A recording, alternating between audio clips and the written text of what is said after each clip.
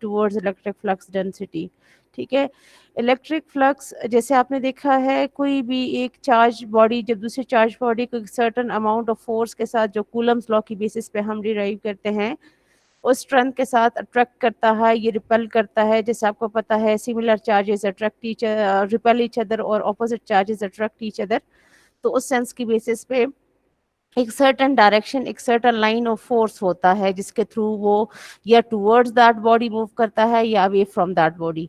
तो वो जिस लाइन ऑफ एक्शन है, जो डायरेक्शन है जिसके अलोंग ये रिपल्सिव और अट्रैक्टिव फोर्स किसी भी बॉडी को अट्रैक्ट या रिपल कराता है, उनको हम कहते हैं कि that force is particularly oriented in the direction of electric line of force. ठीक है, इलेक्ट्रिक फ्लक्स या लाइंस ऑफ इलेक्ट्रिक फ्लक्स। ठीक है, इलेक्ट्रिक फील्ड, इलेक्ट्रिक फ्लक्स, जो भी आप कह रहे हो। ठीक है, सो अकॉर्डिंगली उस बेसिस पे डेफिनेटली जितनी चार्ज बॉडी आपके पास ज़्यादा पॉजिटिवली या नेगेटिवली चार्ज होगी, उतनी ही फील्ड ऑफ स्ट्रेंथ जो होगा वो उतना ही ज़्यादा इन्हांस होगा, उतना ही ज़्यादा स्ट्रॉन्ग होगा। ठीक है, ज़ाहिर बात है, अगर आप लेट्स सपोज रफली हम कहते हैं just as a numerical example के, अगर +5 कूलम्स का फोर्स है और दूसरा +10 का है लेट्स सपोज, तो ज़ाहिर बात है वो 10 वाले का जो फील्ड होगा वो डोमिनेटिंग होगा, वो सुपीरियर होगा, वो स्ट्रॉन्ग होगा एज कम्पेयर टू +5 वन। ठीक है,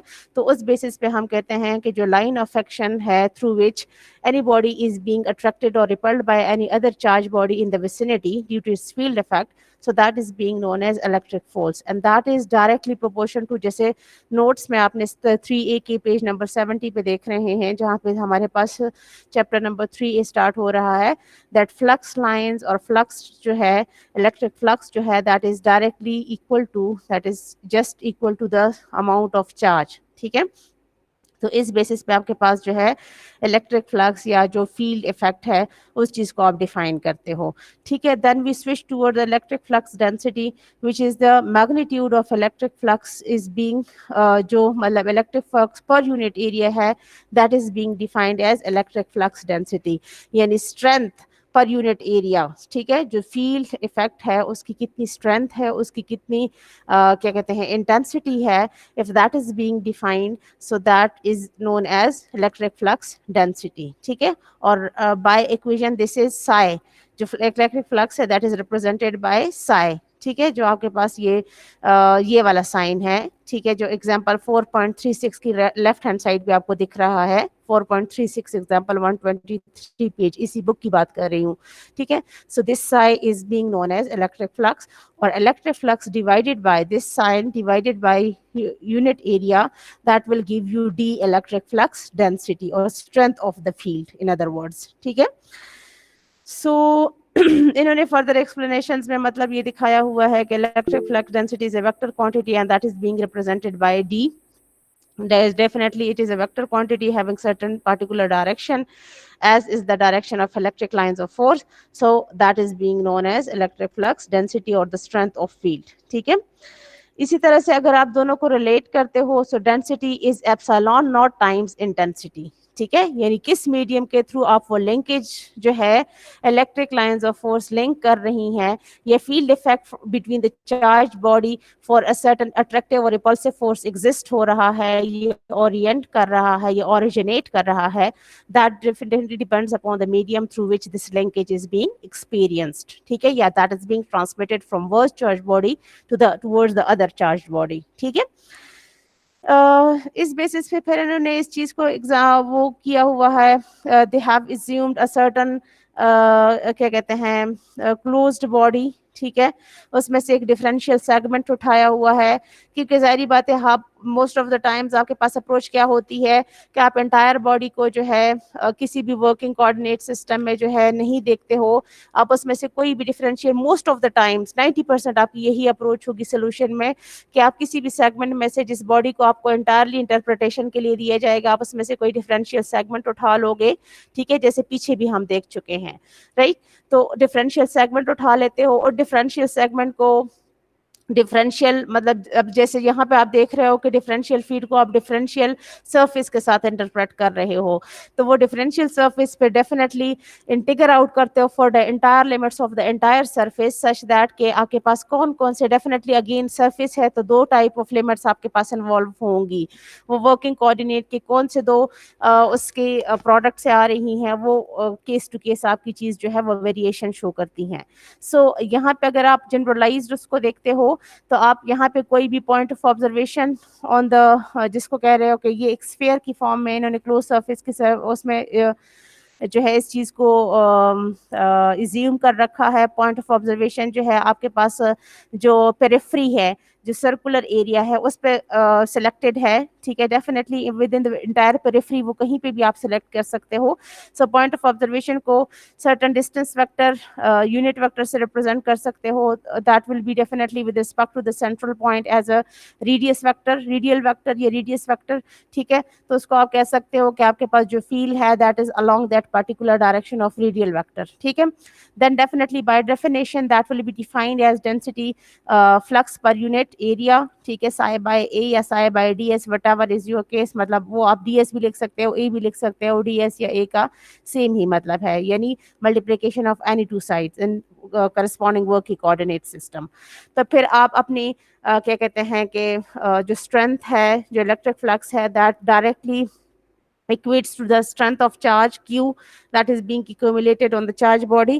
तो उस बेसिस पर उसको इक्वल कर देते हो, ठीक है। So psi by A gets equated to Q by A. So Q और 4 पाई, अब ए जाहिर बात है if that is a circular, that is a क्या कहते हैं सर्कुलर, जिसको आप कहते हैं स्फीयर के तौर पे आप कंसिडर कर रहे हो। So that will have an area of 4 pi R square, ठीक है। फिर आर आपके पास क्या है कि अकॉर्डिंगली अगर इस चीज को देखते हो, so that gives you the result as Q by 4 pi R square along A R, ठीक है। जो नोट से मैं इस वक्त आपको बता रही हूँ, यहाँ पे ये चीजें इतनी डिस्क्रिप्टिवली जो है नहीं डिफाइंड, ठीक है। दैट्स वाई नोट्स को ही ज्यादा वो रखें। वहां पे इक्वेशन ए आपके पास आ जाती है, पेज नंबर 71 के बैक साइड की बात हो रही है, ठीक है। क्योंकि मैंने उनको बीरा को कहा था कि आप सारे नोट्स वो कर लें अगली क्लास में भी जो पढ़ाने हैं, ताकि सबके पास कुछ हैंड आउट्स हों आपका अकॉर्डिंगली, जैसे बाकी पिछली क्लास में लोगों को मसला हुआ था वो मसला इस वीक में ना हो, ठीक है। तो अकॉर्डिंगली जब आप इसको वो करते हो, सो दैट पीछे की नॉलेज की बेसिस पे आप देख चुके हो, we were derived with an equation for intensity, electric field intensity as Q by 4 pi epsilon naught R square along A R, ठीक है। अगर इसको हम रिलेट करें या कंपेयर करें with that of A, this is the equation B as per previous knowledge, ठीक है। If this is being compared with equation A as we are done with today, ठीक है, मतलब वही आपके पास डेंसिटी की इक्वेशन अप्लाई करने से, तो अकॉर्डिंगली आपके पास दोनों में डिफरेंस आ रहा है एप्सिलॉन नॉट का। So this is being derived, this is being prove that D equals to epsilon naught times E, ठीक है। ये आपके पास यहाँ पे डेरिवेशन मतलब वो पूछा जा सकता है या एक शॉर्ट क्वेश्चन के तौर पे इंक्लूड हो सकता है, ठीक है। Then electric flux density that is due to volume charge के केस की तरफ अगर आप आते हैं, तो ये भी हम पीछे देख चुके हैं कि intensity is volume integral of rho V, जो आपके पास rho V is volume charge density over 4 pi epsilon naught r square along a r integral of this entire value, ठीक है। तो फिर आपके पास volume wise definitely all the three sides का वो आ जाएगा, तो टोटल आपके पास क्या होगा if you work out for the entire value, so you derive for the value of D as, जाहिर बात है एप्सिलॉन नॉट जो है वो कैंसिल हो जाएगा because epsilon naught time E is D. तो उस रिलेशनशिप की बेसिस पे आपके पास ऊपर डिनोमिनेटर और न्यूमरेटर का एप्सिलॉन नॉट जो है वो कैंसिल हो जाएगा। So you will be left with integral volume integral of rho V D V over 4 pi R scale along A R, ठीक है। तो ये चीज आपके पास रह जाएगी। जी जी जी बच्चे, आपकी आवाज नहीं आ रही सही से। मैम मैं ये पूछ रही हूँ कि यहाँ पे हमने जो यूनिट वेक्टर है वो अरूज, आपकी बेटा माइक में शोर बहुत है, मुझे आपकी बात की समझ नहीं आ रही। अरूज बात कर रही हैं? Yes ma'am. जी बेटा। मैम ये यूनिट वेक्टर हमने ए आर क्यों यूज किया, हमने कोई और क्यों नहीं यूज किया? देखें बेटा, अगर हम इस अपने वर्किंग उसको देखें जिसका हम लोग वो देखना चाह रहे हैं ना, मतलब जिसपे हमने सर्टन अमाउंट ऑफ चार्ज की एक्यूमुलेट किया है, उसकी वजह से हम फील्ड स्ट्रेंथ देख रहे हैं एज इलेक्ट्रिक फील्ड इंटेंसिटी, और उसकी बेसिस पे इलेक्ट्रिक फील्ड स्ट्रेंथ या डेंसिटी फाइंड आउट करना चाह रहे हैं। तो अगर उस पे देखें पेज नंबर 71 पे, ठीक है, तो इसमें देखें this is along a sphere, आपके पास एक स्फेरिकल उसमें जो है ये रिप्रेजेंटेड है ना, एक स्फीयर के तौर पे, एक सर्कुलर रीजन के तौर पे आपको शो किया हुआ है, ठीक है। तो जो उसका रेडियल डिस्टेंस है अलोंग द रेडियस, ठीक है, that is being along the direction of unit vector A R.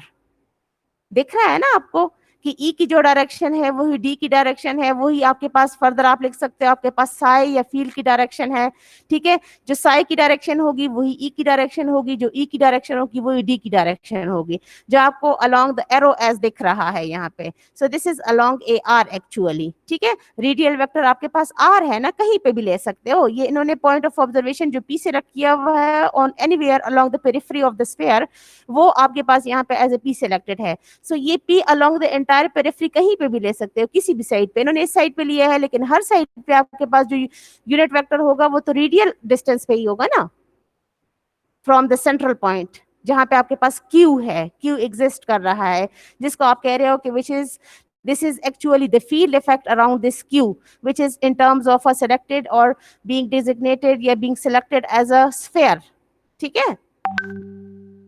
ठीक है बच्चे, यस मैम। क्लियर हो गया है? यस मैम, हो गया। अच्छा ठीक है।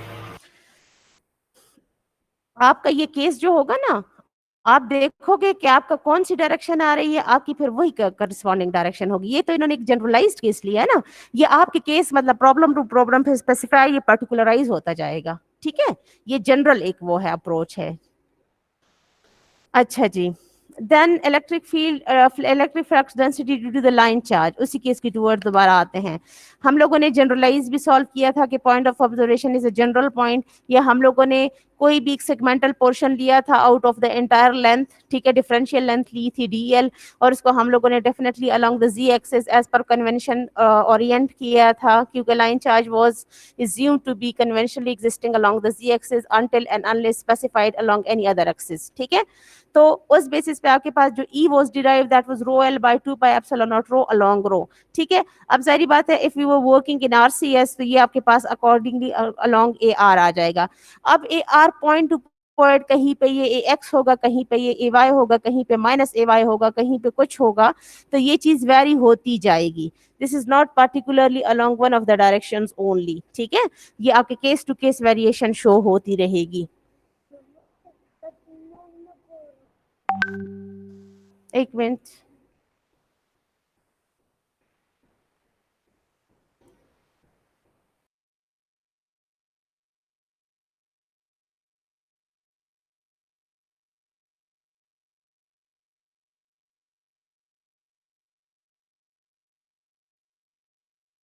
कर सकते हो। तो if you are interested in from this E, you are interested in D, तो आपके पास डिनोमिनेटर का जो एप्सिलॉन नॉट है वो कैंसिल हो जाएगा, so you will be left with the equation of D as rho L by 2 pi A 2 pi R sorry along A R, ठीक है। इस ए आर को आप आर बाय आर क्यू से रिप्लेस भी कर सकते हो, जो हम लोगों ने कई दफा किया भी है, जो सच दैट आपके पास डिनोमिनेटर में आर क्यूब हो जाएगा, मॉडुलस क्यूब, ठीक है। वो केस भी आप अप्लाई कर सकते हो इस पे। Then proceeding toward the electric flux and electric flux density combinedly, अगर इस चीज को आप गो थ्रू करते हो तो एट द एंड आपके पास अगर आप देखते हो वही मतलब ये आपको जो स्केच किया गया है, इसमें आपके पास अकॉर्डिंगली जी डी को जो है दो कंपोनेंट्स में रिजॉल्व किया गया है। जो डी आपके पास एक हाइपोटेन्यूज के अकॉर्डिंगली आपको दिख रहा है, which is with respect to this worksheet जो आपको दिख रही है, ठीक है, उसमें से differential portion of differential surface as ds select किया हुआ है, उस पे चार्ज एक्यूमुलेशन है रो एस एन ds। जी जी स्क्रीन जी शेयर नोमान, करें, स्क्रीन शेयर। अच्छा स्क्रीन, सॉरी सॉरी सॉरी, यहाँ से वैसे जी बेटा, जी जी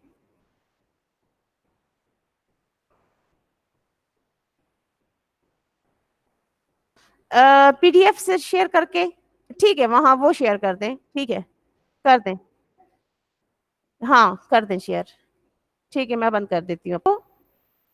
एनीवन? Yes ma'am. ठीक है। अच्छा, अभी हम बात इसकी कर रहे थे जब अरूज ने बात पूछी है कि ये ए आर, ये आपको दिख रहा है ना कि लाइक ये जो आपके पास this Q is working which is at the centre of this sphere, ठीक है, मतलब ये हम वो फील्ड देख रहे हैं जो किसी भी दूसरे पॉइंट चार्ज पे, जो आपके पास यहाँ point P, point of observation पे एग्जिस्टिंग है, उस पे जो ये इफेक्ट लगा रहा है, जो स्ट्रेंथ के साथ इसको अट्रैक्ट या रिपेल कर रहा है along this line of action, ठीक है। So ये line of action is being selected, can be selected anywhere along from this central point along this radial, ठीक है, along any radial section of the corresponding sphere, ठीक है। तो उस basis पे आपके पास कोई भी generalise unit vector along A R, चाहे आप कहीं पे भी सेलेक्ट कर लो from this central point along any side along any point of observation of the periphery, ठीक है। सो डेफिनेटली उसी बेसिस पे हम लोगों ने डिफरेंशियल डेंसिटी जो इलेक्ट्रिक फील्ड डेंसिटी जो है वो along the corresponding direction D as along R, इस पर्टिकुलर केस में आपको दिख रही है।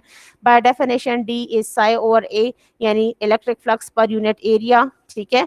तो बाय स्ट्रेंथ आपके पास साई इज क्यू, जो पीछे हम लोगों ने देखा है, ठीक है। So D is psi by ए या Q by A, where A is 4 pi r square, as this is a radial periphery, this is a sphere, this is a circular region, so this is 4 pi r square, circle का जो वो आता है आपके पास area.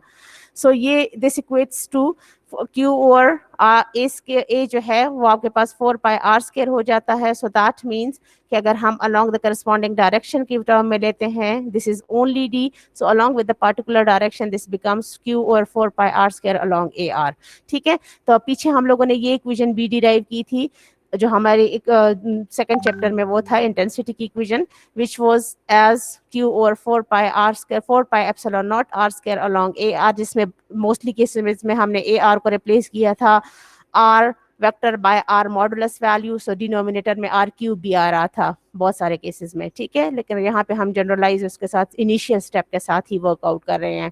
सो means इस denominator को cancel करने के लिए this has to be multiplied with epsilon naught, so means epsilon naught, this was d, ठीक है। अगर इस चीज को हम देखें दिस इज e, तो अगर epsilon naught को हम कैंसिल कर देते हैं, so this gives you a relationship of d equal to epsilon naught times e, ठीक है, क्लियर है ना।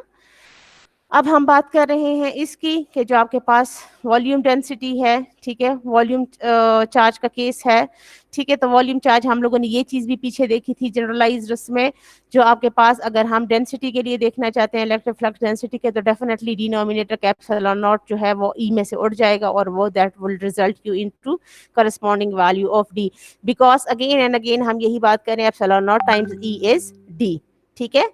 यानी जिस मीडियम के थ्रू आपके पास लिंकेज हो रहा है या एक बॉडी दूसरी बॉडी पे जिस स्ट्रेंथ के साथ लगा रही है उसमें मीडियम का भी इफेक्ट होता है, ठीक है। जिस मीडियम के थ्रू वो लिंकेज आप एक से दूसरे की टुवर्ड्स ट्रांसमिट कर रहे होते हो या ऑब्जर्व कर रहे होते हो। फिर हम कहते हैं electric field density due to a line charge that corresponds to E equal to rho, और ये हम लोगों ने जो केस देखा था हमारे पास लाइन चार्ज था और लाइन चार्ज में से हमने एक डिफरेंशियल सेगमेंट उठाया था। ये हम लोगों ने कहा था कि the point of observation can be a generalized point, उसमें भी हम लोगों ने यही इक्वेशन डिराइव की थी, ठीक है। तो अगर उस चीज को हम करस्पॉन्डिंगली देखते हैं तो आप कहते हो इन आरसीएस यही चीज जो हम लोगों ने सिलेंड्रिकल में ऐसे हमारे पास आई थी वो आर में आपके पास ऐसे आएगी, रो विल बी आर, ठीक है। रो आपके पास जाहिर बात है combination of X Y plane में जो पॉइंट ऑफ ऑब्जर्वेशन या डिस्टेंस वेक्टर का प्रोजेक्शन था उसको हम रो कहते थे, ठीक है, एक्स वाई प्लेन में।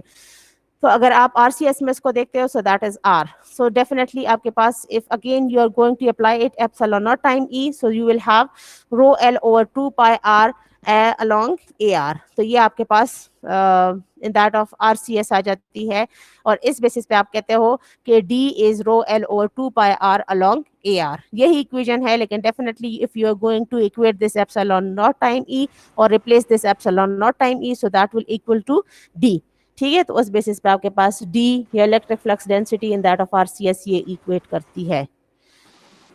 जी कोई कुछ कहना चाह रहा है शायद? मैम ये आर क्या चीज है? आर आपके पास डिस्टेंस वेक्टर है बच्चे, ठीक है। आर आपके पास डिस्टेंस वेक्टर है ना, जैसे ऊपर हम लोगों ने स्फेयर में अलोंग द रेडियल देख लिया था, केस टू केस आपका वेरी करेगा ना, कहीं पे कुछ होगा कहीं पे कुछ होगा। जैसे आप सिलेंड्रिकल में देख रहे हो रो है, रो आपके पास क्या था X square plus Y square under root था ना, ठीक है। और अगर आप RCS में देखते हो तो NER होगा, होली सोली अलोंग कैन बी, लेकिन डेफिनेटली अगर डी है तो डेफिनेटली ये एरिया का कोई भी दो वैल्यूज की कॉम्बिनेशन से आएगा। एक्स वाई हो सकता है, वाई जी होता है, जी एक्स हो सकता है, कोई भी दो वैल्यूज वो हो सकती हैं। सम पार्टिकुलर केसेस में मिनिमाइज होकर, जैसे हम लोगों ने देखा था, एक के डायरेक्शन भी आ सकती है, ठीक है, प्योरली अलोंग एक्स या प्योरली अलोंग वाई या प्योरली अलोंग जी भी हो सकता है, ठीक है। अब जब इसके टूवर्ड्स आते हैं, हम कहते हैं कि इलेक्ट्रिक फ्लक्स डेंसिटी जो है, ये इलेक्ट्रिक फ्लक्स जो है, इसको देखें, ये आपके पास डेंसिटी है, ठीक है, ये फील्ड इफेक्ट है जो इस डिफरेंशियल पैच पे हमने देखना है। ये एंटायर पैच है और इसमें से हम लोगों ने ये डिफरेंशियल पैच उठा लिया है, ठीक है। तो अगर इसको हम बात करते हैं तो वही वाली बात के जैसे मैंने अभी पीछे भी बात की है, आप इंटायर उसको नहीं देख सकते सरफेस को, तो आप इसमें से कोई डिफरेंशियल सरफेस उठा लेते हो, फिर भी ये जो एक्सेस है और ये एंटायर एक्सेस की लिमिट्स हैं उसके अंदर इंटीग्रेट आउट करोगे तो आपके पास सारी सरफेस की वो आ जाती हैं। लेकिन इनिशियल वर्किंग आपने डिफरेंशियल पैच से स्टार्ट करनी होती है। तो अगर इस डिफरेंशियल पैच को इस फील्ड इफेक्ट के अकॉर्डिंगली जो डायगनली आपके पास दिख रही है आपको, या अलोंग द हाइपोटेन्यूज आपको दिख रही है, तो इसको एट एन एंगल थीटा जो आपके पास है, तो इसको रिजॉल्व करते हैं into its two rectangular components, one along this perpendicular side and one along this side, ठीक है। तो दिस यही चीज मतलब यहाँ पे अकॉर्डिंगली लिखी गई है। जनरलाइज आप कह सकते हो कि S इज, जो भी आप S वो ले रहे हो कि जो आपके पास सरफेस है इस वक्त, एरिया भी कह सकते हो, ए बी से भी रिप्रेजेंट कर सकते हो। So S is S along this perpendicular, ये normal unit vector SAN, normal unit vector की बेसिस पे SAN लिखा हुआ है। The electric flux density has two components, जैसे मैंने बात की है, that dN be the component of electric flux density which is normal to the surface, ठीक है, which is normal to the surface, so definitely ये वो इसी साइड के साथ एंगल मेक हो रहा है, so this side will work out as cos of angle, ठीक है, and this perpendicular side will be sin of angle। ये तो पीछे से हम देख रहे हैं ना, ठीक है। तो इस बेसिस पे आपके पास ये चीज आ जाती है। सो बाय डेफिनेशन आपके पास आ जाता है that cos of theta is dn by n। जब हाइपोटेन्यूज था वो d था, उसको हमने रिजॉल्व कर लिया। तो परपेंडिकुलर कंपोनेंट्स में एक नॉर्मल वेक्टर जो है वो आपके पास along the cos of angle दिख रहा है आपको, और दूसरा जो है परपेंडिकुलर अलोंग द साइन आपको दिख रहा है। सो dn is d cos of theta। Similarly, if we can resolve the electric line of force into two components, जाहिर बात है फील्ड के दो कंपोनेंट्स हैं तो उसकी वजह से इलेक्ट्रिक फ्लक्स के दो कंपोनेंट्स होंगे, इलेक्ट्रिक इंटेंसिटी के दो कंपोनेंट्स होंगे, इलेक्ट्रिक डेंसिटी के दो कंपोनेंट्स होंगे। तो ये आपके पास डेंसिटी की तो इन्होंने बाय डेफिनेशन ये बात कर ली है। अब इलेक्ट्रिक फ्लक्स की टुवर्ड्स आते हैं। So this is the component of electric lines of force that is perpendicular to the surface, psi n, ठीक है, नॉर्मल। सो बाय डेफिनेशन उसी चीज को that flux per unit area by definition of जो density थी, तो dn is the flux per unit area of the surface, ठीक है। मतलब वही वाली बात के नॉर्मल कंपोनेंट के लिए स्पेसिफाई कर रहे हैं उसको। सो dn into area d cos of theta into area, ठीक है। d cos of theta dn आपने ऊपर से डिराइव कर लिया है ना, जो इक्वेशन 1 आपको दिख रही है, dn was d cos of theta, so this is being replaced और substituted over here for the value of dn, ठीक है। तो उस बेसिस पे आपके पास getting multiplied with the area, this results into आपके पास क्या आ रहा है, फर्दर इस चीज को वो कर रहे हैं simplify, that for an irregular surface if the total area of the surface is unknown, जैसे मैंने बात की है सारे एरिया का फाइंड आउट नहीं कर सकते, तो आप क्या करते हो, you consider a small segment और differential portion of the surface, let ds be the differential area of this differential surface and d psi n be the flux passing through this differential surface। so d psi n will be dn into ds, dn was पीछे हम लोगों ने देख लिया, that was d cos of theta into ds और d dot ds, because dn और ds के दरमियान अगर cos of angle है, so definitely that is giving you first chapter की वो है रिवीजन है एक तरह से, कि कोई भी दो वैल्यूज के दरमियान अगर cos of angle है, so that is indicating you the dot product in between those values। अगर sin होगा, so that will indicate you the cross product of any two values, जिन दो वैल्यूज के दरमियान आपको ये एंगल एज अ साइन दिख रहा होगा, ठीक है। इसको फर्दर स्पेसिफाई करके dn भी लिख सकते हैं, लेकिन dn सिर्फ अवॉइड करने के लिए कि सच दैट जनरलाइज उसके साथ आप डील कर सकते हो, उस बेसिस पे इसको सिर्फ d लिखा गया है, ठीक है। मतलब जाहिर बात है this will definitely depend on the normal component के जो उस चीज के अकॉर्डिंगली कॉज ऑफ एंगल के साथ आपको ओरिएंटेशन शो करेगा। डी एन हमने सिर्फ उस कंपोनेंट के लिए रिप्रेजेंट किया था, that's why this is being generally down as a D dot D S now. ठीक है, सो साई एन आपके पास for the entire limit of surface आ जाता है, फॉर एंटायर सरफेस आ जाता है as D dot D S. ठीक है, so psi N is integral of surface integral of electric flux density. ठीक है, यहां तक आपके पास ये चीज वो हो जाती है, सम अप हो जाती है, ये डिराइव हो जाती है कि फ्लक्स जो है, जो नॉर्मल फ्लक्स है, जाहिर बात है नॉर्मल फ्लक्स है तो वो नॉर्मल डेंसिटी के साथ ही वो करेगा ना। ठीक है, लेकिन इन्होंने इसको जनरलाइज्ड अप्रोच की बेसिस पे जो है वो डी एन के बजाय सिंपली डी लिखा हुआ है, राइट। अच्छा जी, अब इस बेसिस पे इन्होंने एक इक्वेशन प्रॉब्लम सॉल्व किया हुआ है, where you are being provided with a line charge density of this much that is lying along this z axis. ठीक है, E is to be derived, D is to be derived and rho is 3 meters. रो मतलब वही वाली बात है जो आपके पास corresponding point है जिसपे आपने अपना फील्ड इफेक्ट देखना है, पॉइंट ऑफ ऑब्जर्वेशन जिसको आप कह सकते हो।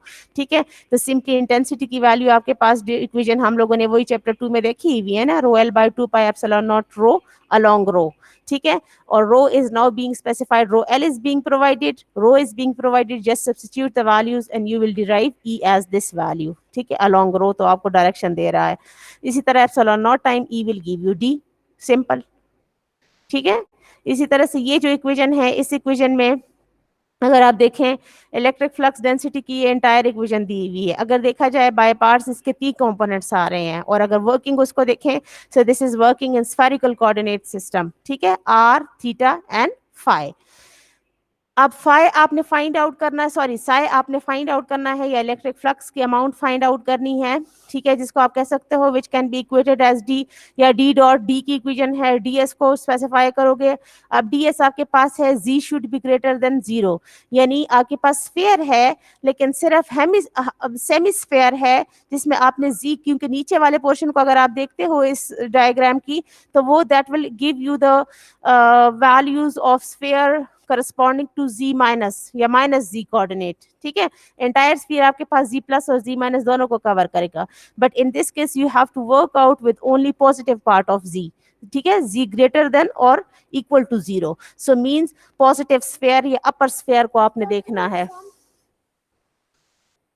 ठीक है, अब अगर इस इक्वेशन को देखते हैं तो ये equation x square plus Y square plus ji square equal to 36, ये किस चीज को इक्वेट कर रहा है नोमान? ये किस चीज की इक्वेशन है बच्चे? मैथ्स के नॉलेज की बेसिस पे पूछ रही हूँ।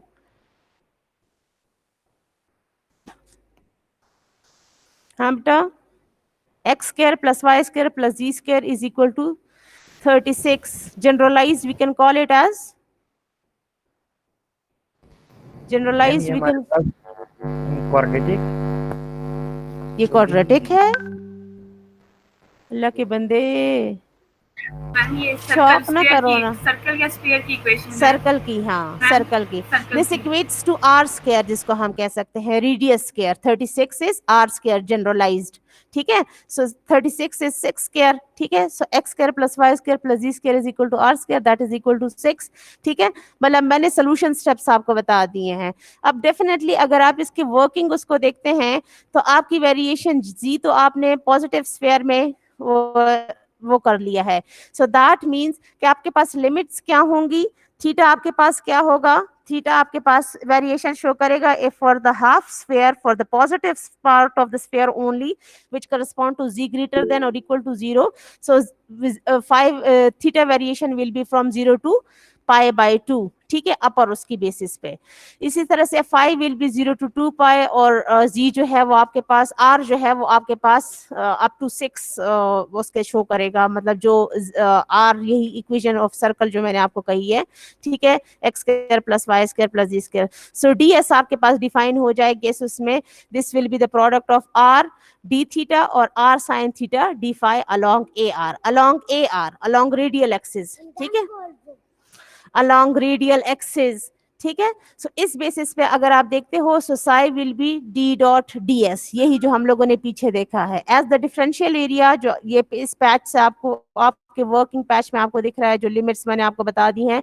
तो here you have ds as dsr that is equal to r sin theta, ठीक है, into r d theta d phi along ar, ठीक है। तो उसको जब मल्टीप्लाई करते हैं, यानी इन दोनों सेगमेंट्स को जब मल्टीप्लाई करते हैं, जो आपको आर डी थीटा और are sine theta D phi के तौर पे दिख रहा है, so you will have r square sine theta D phi. This is being written down as along AR over here as DS. So get them multiplied, ठीक है। Definitely dot of product is involved, तो जो same होंगे उनका result आएगा, जो perpendicular होंगे, मतलब अगर ये होगा विद AR उसका भी कोई रिजल्ट नहीं आएगा, 3A phi along AR होगा, इसका भी कोई रिजल्ट नहीं आएगा, सिर्फ 10 along AR into R square sin theta d phi इसका प्रोडक्ट आपको दिखेगा, ठीक है, because you are working with the dot in between two values d dot ds, ठीक है। तो बाकी सिंप्लीफिकेशन स्टेप्स हैं, इसको आप लोगों ने देख लेना है, ठीक है ना। इसी तरह से यहाँ पे आपको एक और इक्वेशन ऑफ डी दी हुई है, रिलेटिव परमिटिविटी की वैल्यू फाइंड आउट है, गिवन है, आपने फाइंड आउट करना है अगेन साई, ठीक है, या strength of field, electric flux line, sorry, ठीक है, उनको फाइंड आउट करना है for the area limits where you are being provided with the limits value as this one, ठीक है, पॉइंट ऑफ ऑब्जर्वेशन गिवन है, और सरफेस की वैल्यू ऑफ जो कोऑर्डिनेट वैल्यू जो इन्वॉल्वमेंट शो कर रही है वो आपको गिवन है, ठीक है। सिंपल सी चीज है, इसमें कोई ऐसी उस वाली डाउट वाली या उसकी मिक्सअप करने वाली बात है नहीं। Then proceeding toward the divergence theorem, divergence theorem जो है इसकी सिंपल स्टेटमेंट ये है कि आपके पास कोई भी फील्ड जहाँ पे आप इलेक्ट्रिक फ्लक्स देखना चाह रहे होते हो, ठीक है, तो वहाँ पे आपके पास जो सरफेस इंटीग्रल होगा फ्लक्स डेंसिटी का, ठीक है, वो आपको ये देगा इलेक्ट्रिक फ्लक्स, जो पीछे भी हम लोगों ने देख लिया है। लेकिन divergence theorem actually this deals with divergence theorem del dot जो है, जी जी जी बेटा। मैम ये इलेक्ट्रिक फ्लक्स वाला फिनोमेना थोड़ा एक्सप्लेन कर दें। किस वाला? मैम इलेक्ट्रिक फ्लक्स वाला फिनोमेना किस उससे मतलब क्या समझ नहीं आ रही इलेक्ट्रिक फ्लक्स में? शुरू से क्लास में थी आप? मैम जी जी मैम जी बच्चे, इलेक्ट्रिक फील्ड डेंसिटी की तो हमें पता है ना कि वो मतलब क्या होती है। हाँ यस मैम थी। देखिए इलेक्ट्रिक फील्ड डेंसिटी किस चीज पे बेस करती है? इलेक्ट्रिक फ्लक्स पे ना। नहीं पता इलेक्ट्रिक फ्लक्स का। देखें एक चार्ज बॉडी है, ठीक है, मतलब कूलम्ब लॉ से स्टार्ट करते हैं, एक्सप्लेन कर दें। हाँ हाँ उसी की तरफ आ रही हूँ ना। मैं जो कहानी सुनाने वाली हूँ, इस कहानी को सुन ले, कहानी की फिर भी समझ ना आई है तो फिर पूछिएगा, ठीक है। बात नहीं समझ आ रही। कूलम्स लॉ को पता है? हाँ, कूलम्स लॉ का पता है ना कि कोई भी चार्ज बॉडीज जो हैं, कोई भी एक चार्ज बॉडी किसी भी दूसरी बॉडी को, दूसरी चार्ज बॉडी को, मतलब ये नहीं कि किसी न्यूट्रल बॉडी को, ठीक है। अब आपके पास जो चार्ज्ड बॉडी है जिसका फील्ड इफेक्ट हम देखना चाह रहे हैं, which is working as a source, ठीक है, उसको हम लोगों ने अभी जो हम लोगों ने आज देखा है उसको हमने एक स्फीयर के सेंटर पे प्लेस कर दिया है। आपने जनरलाइज उसको कहीं पे प्लेस कर दिया है, उसकी विसिनिटी में कहीं भी कोई दूसरी चार्ज बॉडी आएगी तो वो उस बॉडी की वजह से विच इज द सोर्स, और जो दूसरी बॉडी आई है उसको हम कहते हैं टेस्ट बॉडी, ठीक है। जो टेस्ट बॉडी आपके केस में यहाँ पे एग्जिस्ट कर रहा है वो as a point of observation है। पॉइंट ऑफ ऑब्जर्वेशन पे आप कोई भी दूसरी बॉडी प्लेस करते हो और उस बॉडी पे ये सोर्स बॉडी जो सेंटर पे एग्जिस्ट कर रही है किस स्ट्रेंथ के साथ उसको अट्रैक्ट कर रही है या रिपेल कर रही है, ये चीज आपको मतलब कूलम्स लॉ की बेसिस पे उस फोर्स को हम डिराइव करते हैं, ठीक है ना। ये चार्ज बॉडी जो सोर्स के तौर पे फंक्शन कर रही है और वो चार्ज बॉडी जो टेस्ट के तौर पे फंक्शन कर रही है, ठीक है, इसके टुवर्ड्स मूव करती है या इससे अवे करती है, जिस डायरेक्शन के थ्रू, मतलब ये तो नहीं होगी ना कि घूम फिर के इसकी तरफ आएगी, एक ही पार्टिकुलर लाइन के थ्रू या इसके टुवर्ड्स आएगी, ड्रैग होगी, या इससे अवे मूव करेगी। फोर्स ऑफ अट्रैक्शन की केस में टुवर्ड्स आएगी और फोर्स ऑफ रिपल्शन की केस में अवे मूव करेगी। एक ही पार्टिकुलर लाइन ऑफ एक्शन होगा ना, होगा ना इस तरह से। यहाँ तक समझ आई है ना? यस मैम आ गई। ठीक है। तो जिस एक्शन के थ्रू, जिस लाइन के थ्रू ये इस फोर्स के, एक पार्टिकुलर फोर्स के साथ इसके टूवर्ड्स या इससे अवे मूव करती है, वो इस बॉडी की चार्जिंग पे जो एज अ सोर्स फंक्शन कर रही है उस पे भी डिपेंड करता है, और जो एज अ टेस्ट फंक्शन कर रही है उस पे भी डिपेंड करता है। जाहिर बात है, सोर्स जितना स्ट्रांग होगा, फील्ड जितना स्ट्रांग होगा उसका, उसकी वजह से उसका इफेक्ट उतना स्ट्रांग होगा, उसकी वजह से उसका फोर्स इतना स्ट्रांग होगा, और उतनी ही ज्यादा एक्टिवली या स्ट्रांगली उसको अपने टूवर्ड्स मूव कराएगी या अवे मूव कराएगी। ठीक है ना। लेकिन ये सिर्फ इस पे ही नहीं डिपेंड करती, जो टेस्ट बॉडी है उसकी चार्ज नेचर पे भी करती है। लेकिन मेनली जो आपका फोकस हो रहा होता है, जिसको हम कह रहे थे, क्योंकि हमारे पास इलेक्ट्रिक इंटेंसिटी पर हम लोगों ने क्या किया था, पहले इलेक्ट्रिक फोर्स हमने देखा था ना, जो कूलम्स लॉ की बेसिस पर जो दोनों चार्ज बॉडी को रिलेट कर रही होती है as a product of charges. लेकिन when we move toward the electric intensity, तो हमने कहा था force per unit test positive charge by definition. ठीक है। तो जो टेस्ट या पॉइंट ऑफ ऑब्जर्वेशन का हमारा इफेक्ट था, वो हमने डिनोमिनेटर में लाते ही उसको कैंसिल कर दिया था। यानी होली सोली जो आपकी डिपेंडेंसी है वो सोर्स पे डिपेंड कराने की हो गई है। ठीक है, कि जितना सोर्स स्ट्रांग होगा, जितना ज्यादा चार्ज होगा, जितना एक्टिवली इसका रिस्पांस होगा, उतनी ही ज्यादा स्ट्रेंथ के साथ ये दूसरी बॉडी को अपने टुवर्ड्स या अपने से अवे मूव कराएगी। तो जिस लाइन ऑफ एक्शन के थ्रू टुवर्ड्स या अवे मूव कराती है, वो लाइन होती है आपके इलेक्ट्रिक लाइंस ऑफ फोर्स, या उसको हम कहते हैं साई इलेक्ट्रिक फ्लक्स। ठीक है ना। ठीक है, अब क्लियर हो गया है। तो वो स्ट्रेंथ Yes. अब अगर जाहिर बात है डिवाइडेड बाय यूनिट एरिया, यानी जाहिर बात है इसकी मूवमेंट से अकॉर्डिंगली कितनी कवरेज हो रही है अवे या टुवर्ड्स मूवमेंट में, उस बेसिस पे जब आप उसको डिवाइड करते हो, so you are working with the strength और डेंसिटी, और definitely again that is being dependent on the psi, and psi is again being dependent on the q. तो क्यू बाय ए या psi by a gives you d. ठीक है ना। और अगर intensity के साथ रिलेट करते हो तो एप्सिलॉन और टाइम्स ई इज डी। अब क्लियर है। मैम ये पॉइंट नहीं क्लियर हो रहा। इस पॉइंट में अब और क्या वो है। मैम मतलब इलेक्ट्रिक फ्लक्स और इलेक्ट्रिक फील्ड इंटेंसिटी, मैम इन दोनों में क्या डिफरेंस हुआ? फिर दोनों इलेक्ट्रिक फ्लक्स होगा, अप्लाई कर। इलेक्ट्रिक फ्लक्स होगा तो इलेक्ट्रिक इंटेंसिटी आएगी, इलेक्ट्रिक इंटेंसिटी आएगी तो इलेक्ट्रिक डेंसिटी एग्जिस्ट करेगी। इलेक्ट्रिक फ्लक्स यानी जिस स्ट्रेंथ के साथ आप उस चीज को अट्रैक्ट या रिपेल करते हो, जिस फोर्स के साथ जिस पे आपका कूलम लॉ अप्लाई होता है, कूलम्स लॉ के थ्रू उस स्ट्रेंथ को आप डिराइव करते हो। ठीक है। अब जब स्ट्रेंथ एग्जिस्ट करेगी, वो स्ट्रेंथ किस स्ट्रेंथ की है, कि कितनी स्ट्रांग है, कितनी इनहेंस है, कितनी एक्टिवेटेड है, उस बेसिस पे आप कहते हो कि उसको फिर आप कहते हो कि डेंसिटी, इसकी स्ट्रेंथ इतनी है, इसकी डेंसिटी इतनी है।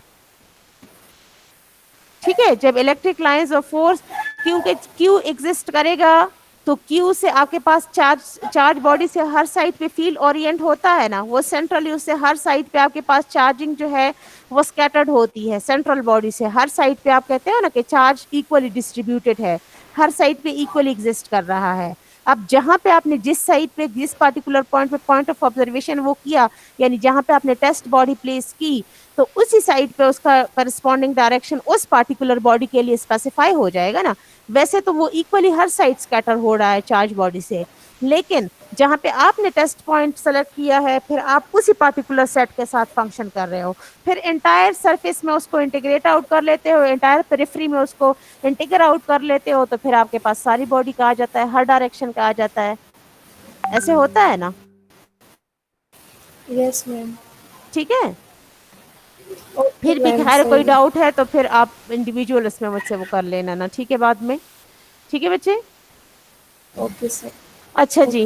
तो अब आपके पास जैसे देखे ना ये, जी जी मैम मैंने आपसे ये पूछना है कि ये जो एग्जांपल 3.6 है, जी जी इसमें जो है पहले जो आप एग्जांपल कर रही थी उसमें हमारे पास स्फीयर था, लेकिन इसमें हमारे पास रेक्टेंगुलर मतलब वो प्लेन है और ये है भी एक्स एक्सिस में है, तो इसमें पॉइंट्स भी गिवन है, वो हम कैसे फाइंड करेंगे? मुझे समझ नहीं आ रहा। इस पे क्या पॉइंट्स फाइंड आउट करने हैं बच्चे? मैम ये जो फ्लक्स डेंसिटी है ना, ये इन हाँ। पॉइंट्स से फाइंड करनी है, कैसे फाइंड करेंगे? और इसमें पीछे भी जो है वो गिवन है, ये सेकंड जो इसका पॉइंट है ये नहीं समझ आ रहा। अच्छा चलें दोबारा इसकी तरफ आ जाते हैं।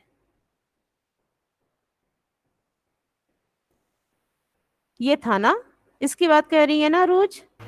Yes ma'am. अच्छा, ये देखें डाटा आपके पास है, डी जो है, डी के 3 कंपोनेंट्स हैं, ये कंपोनेंट अलोंग एक्स, ये एंटायर कंपोनेंट अलोंग वाई, ये एंटायर कंपोनेंट अलोंग जी। ये प्रोवाइडेड केस है, ठीक है, ये प्रोवाइडेड इक्वेशन है for that of D.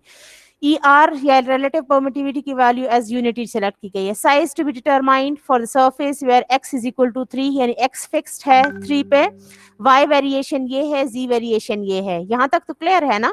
In a direction away from the origin, ठीक है, यानी आपके पास ओरिजिन से अवे जो 0 0 0 है वहां से अवे आपने फाइंड आउट करना है। b फर्स्ट पार्ट के तौर पे ये साई, सेकंड पार्ट के तौर पे intensity, electric field intensity at this point. और सी इन्होंने लिखा हुआ, लेकिन सी कुछ लिखा हुआ नहीं है, मतलब वो कोई डेरिवेशन उसकी इंक्लूडेड है नहीं। एक मिनट मैं देख लूं, नहीं, सी की कोई डेरिवेशन है नहीं, ठीक है। तो अगर पार्ट एक की आप बात करते हो, ठीक है, आपने साई फाइंड आउट करना है। साई हम सिंपली कहते हैं, हमारे पास अभी जो हमने इक्वेशन डिराइव की है, that this is the difference, क्या कहते हैं, सरफेस इंटीग्रल ऑफ डी। ये बात तो हमने पीछे डिराइव कर ली, इसकी बात तो समझ आ गई है ना? ठीक है बेटा, इसकी समझ आई है ना डी डॉट डी एस की? Yes ma'am. अच्छा जी, अब देखें डी तो आपको प्रोवाइडेड है, that is having 3 components along the 3 direction as A X A Y A Z, ठीक है। We have to specify this ds। अब ds जैसे आपने ही बात की है, अगर आप देखो तो दिस इज अलोंग ax, ठीक है ना, मतलब जो आपके पास रेक्टेंगुलर पैच आपको दिख रहा है, रेक्टेंगुलर सरफेस दिख रही है, वो आपके पास ये है। और फर्दर इस प्रोवाइडेड डाटा से आपको दिख रहा है कि आपकी जो वेरिएशन इन्वॉल्वमेंट है that is along y and along z, ठीक है। अलोंग y और अलोंग z की डायरेक्शन में means this ds if this is to be particularised along ax, ठीक है, यानी d में से वो वाला कंपोनेंट रहेगा जो अलोंग ax है, लेकिन definitely d dot ds has to be is that is being integrable or that is being that can be summed up, that can be derived if this ds is being along in the direction of ax, ठीक है। तो आगे देखें, ds is dy dz along ax, यानी जिसको हम कहते थे ना dly क्रॉस dlz, ये उसका प्रोडक्ट आपको दिख रहा है, dly क्रॉस dlz, ठीक है, that will be dy dz along ax। समझ आ रही है?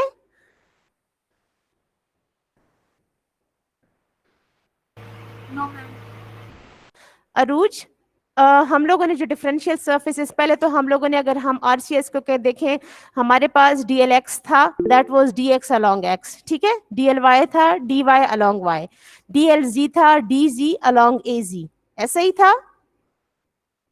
Yes ma'am. अच्छा, देन प्रोडक्ट ऑफ 2 के बेसिस पे हम गए थे, dsx, ठीक है, dsy एंड dsz।